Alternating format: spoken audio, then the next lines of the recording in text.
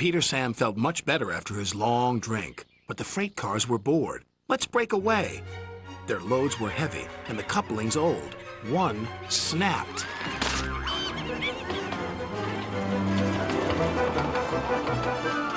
Faster, faster, shouted the freight cars. A sign read slow, steep bends and ravine ahead, but the silly cars never saw it.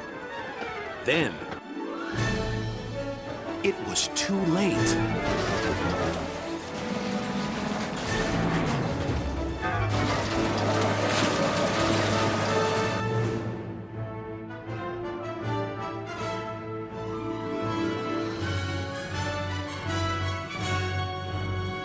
Peter Sam arrived at the scene of the disaster. His driver sighed. This was our fault. We didn't secure them properly. We'll have to get help to pull them out. Sir Topham Hatt will be very annoyed. And he was. You will work in the yards until I can trust you again. Duncan was delighted with Peter Sam's dilemma. Fancy not securing your freight cars on a hill. They'll come back to spook you and your special funnel. Woo! And who's to say you're not afraid of ghosts? Snapped Rusty. Ghosts? Things that go bump in the night? Rubbish! Well, I'll tell you a story that will make your funnel quiver, Rusty said. A long time ago, a little engine was returning home. It was a misty, moonlit night. Suddenly, the engine lost control and plunged over the side into the swamps below.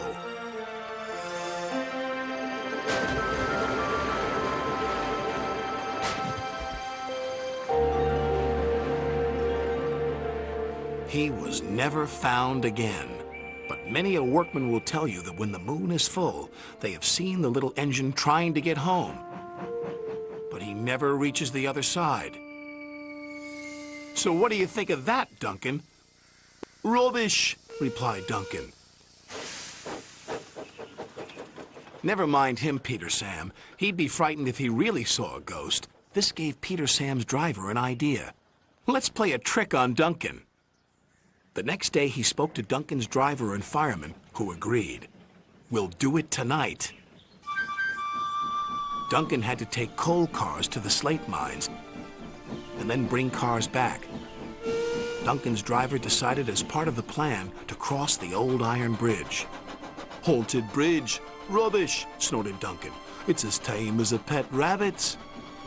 But all the same, he kept thinking about Rusty's story. When dusk fell, he was keen to leave. If we don't go now, Skarloey will take my favorite place in the sheds. We have to collect our cars first, his driver replied. He could see their plan was working because Duncan was nervous. When night fell, they set off. The mists were rising around the old iron bridge.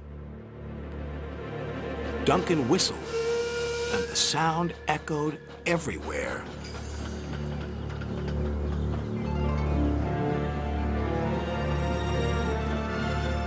Then, ahead, he saw flickering lights. His driver knew they were only insects that shine brightly at night, but to Duncan they looked like an engine. Next, his driver secretly threw a rock from the cab into the ravine below. It's the ghost! Take me back!